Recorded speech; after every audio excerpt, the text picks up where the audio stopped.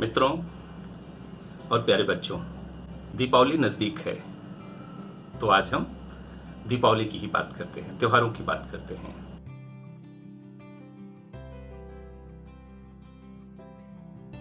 बैठे बैठे मन में एक विचार आया कि हमारे पूर्वजों ने इन त्योहारों की जो श्रृंखला बनाई, उसके पीछे जो संदेश उन्होंने देना चाहा वो कितना प्यारा है और कितना महत्वपूर्ण है।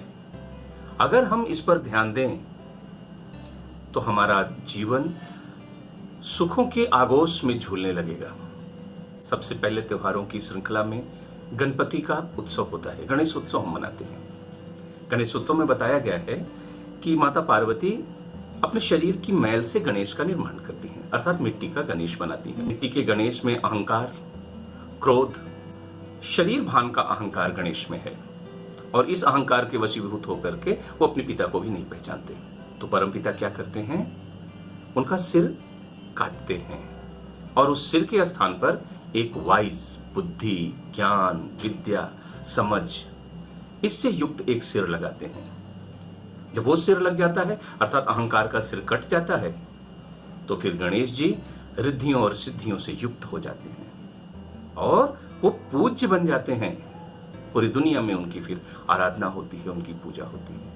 मतलब संदेश साफ है कि जब आपका शरीर भान समाप्त हो जाएगा, मतलब शरीर पर का जो अहंकार है कि मैं शरीर हूं, ये बात जब समाप्त हो जाती है और आप खुद को आत्म स्वीकार करना शुरू कर देते हैं तो फिर आप पूज्य बन जाते हैं।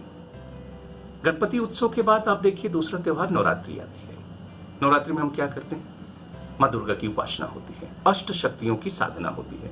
8 शक्तियों को हम जगाते हैं, एक एक दिन एक एक शक्तियों का इमर्ज करते हैं अपने व्यक्तित्व में। ध्यान रखना इस बात का, शक्ति पूजा नहीं, शक्तियों को अपने अंदर धारणा, अपने अंदर धारण करना, ये महत्वपूर्ण है।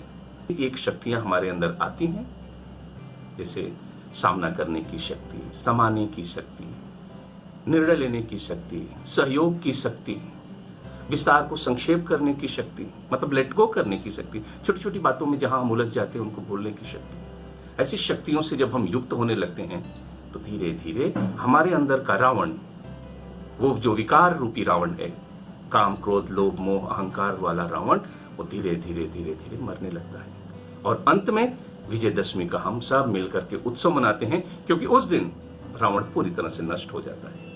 और मित्रों देखिए उसके बाद क्या होता है। रावण की मृत्यु के बाद विजयदशमी का हम उत्सव मनाते हैं और तब आता है हमारे जीवन में दीपावली। ये दीपावली बहुत सुंदर त्योहार है।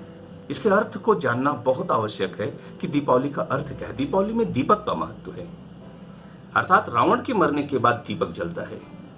मतलब ये कि मुझ आत्मा में ज्ञान का प्रकाश भर जाता है। और फिर दीपावली में हम कहते हैं कि उपहार दिया जाता है, गिफ्ट दिया जाता है। तो गिफ्ट किस चीज की? आपने देखा होगा लोग सांसारिक चीजों का उपहार देते हैं, मिठाई, ये वो, दुनिया भर की तमाम सारी चीजें।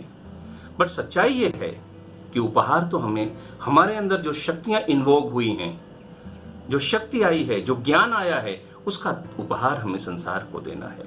संसार को ये ज्ञान देना है कि हम शरीर के आकर्षण से मुक्त हों, खुद को जो है आत्मा वो समझें, अष्ट शक्तियों का अपने अंदर एहसास करें और मनोविकार रूपी रावण का रोज धीरे धीरे धीरे धीरे वध करें और फिर जीवन में दीपावली लाएं। दीपावली का त्योहार शुरू होने से पहले हम साफ सफाई करते हैं, चारों तरफ सफाई, पूरे घर में सफाई करते हैं। सफाई तो रोज करते हैं, लेकिन दीपावली की सफाई कुछ विशेष सफाई होती है। अंदर तक एक एक चीज, छोटी छोटी चीज की सफाई करते हैं।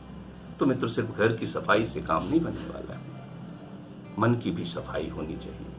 कहीं कोई गांठें हैं, किसी ने कुछ कह दिया, किसी को हमने कुछ कह दिया, कहीं कुछ पकड़ करके रखा है, तो उन गांठों को छोड़ दीजिए, काट करके अलग कीजिए, उनको निकालिए, वहां सफाई कीजिए, मन स्वच्छ कीजिए।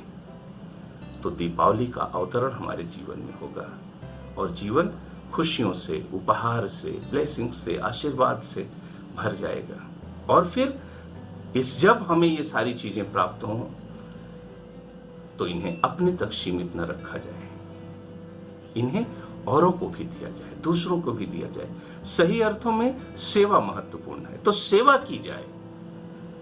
और सेवा का मतलब है कि किसी के लिए फिजिकली कुछ करना नहीं। सबसे बड़ी सेवा होती है कि मन से, ध्यान से किसी के लिए एक सुंदर विचार क्रिएट करना, प्यार की भावना क्रिएट करना, किसी के लिए शुभेच्छा, सद्विचार, सुविचार क्रिएट करना। अगर हम यह कर सकें तो समझो कि दीपावली में हमने सही अर्थों में उपहार दिया, और यह उपहार पाकर लोग बहुत खुश होंगे। और आप जैसा कि जानते हो कि उपहार, किसी को जब हम विशेष देते हैं, वेल विशेष देते हैं, आशीर्वाद देते हैं, तो अंतहीन प्रक्रिया होती है। वो बूमरैंग की तरह घूम करके फिर हमारे पास आती है। तो अगर आप अपने जीवन में सुख, शांति और समृद्धि चाहते हैं, माता लक्ष्मी की पूजा करना चाहते हैं, माता लक्ष्मी की पूजा करते हैं और उनके सच्चे पुजारी, उनकी पूजा करके आप कुछ जीवन में धारणा करना चाहते हैं, तो देना सीखिए, क्योंकि माँ देती हैं।